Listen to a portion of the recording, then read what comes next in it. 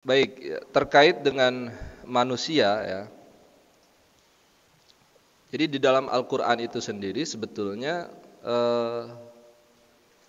masih diberikan pilihan ya. Di dalam surat Al-Insan itu kan apa ayatnya saya lupa. Di dalam surat Al-Insan itu kan dijelaskan ya. Hal ata 'alal insani hinun minad dahri lam yakun syai'an madhkura innahu imma syakiran wa imma kafiran gitu ya. Manusia inna hadainahus sabil. Inna hadainahus sabila. Imma syakira wa imma kafura ya. Jadi manusia itu sudah dibekali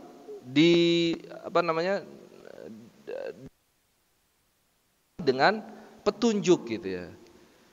Terserah apakah nanti kemudian manusia itu akan bersyukur, beriman ya, atau kafiran atau mengingkari gitu ya. Itu semuanya dikembalikan kepada manusia gitu ya.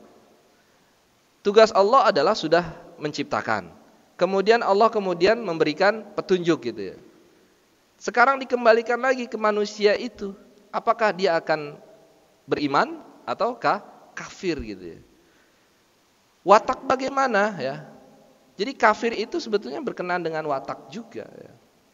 Jadi sebetulnya kafir itu kan kalau menurut Ustadz Abdul Somad itu kan dari kata kafir gitu ya. Menutupi gitu ya. Jadi yang menutupi itu sebetulnya diri kita sendiri gitu. Manusianya itu ya. Allahnya sih nggak salah. Allahnya udah kasih jalan tuh, udah kasih inna hadainahus sabil. Udah kasih petunjuk Al-Qur'an, udah kasih hadis Rasulullah, udah jelas lah ya. Sekarang tinggal manusianya, dia mau beriman atau mengcover, menutup hatinya, menutup wataknya untuk kemudian menerima yang namanya hidayah tadi, petunjuk tadi. Gitu. Jadi kalau pertanyaannya apakah watak itu adalah takdir? Bukan. Itu diserahkan, dikembalikan kepada manusianya.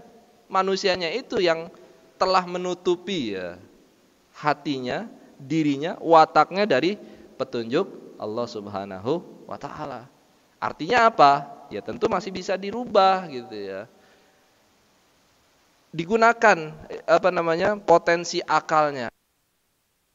Mana yang baik, jalan yang baik dan mana jalan yang buruk sebagaimana yang ada di dalam surat Al-Insan tadi ya, inna hadainahus sabila imma syakira wa imma kafura ya.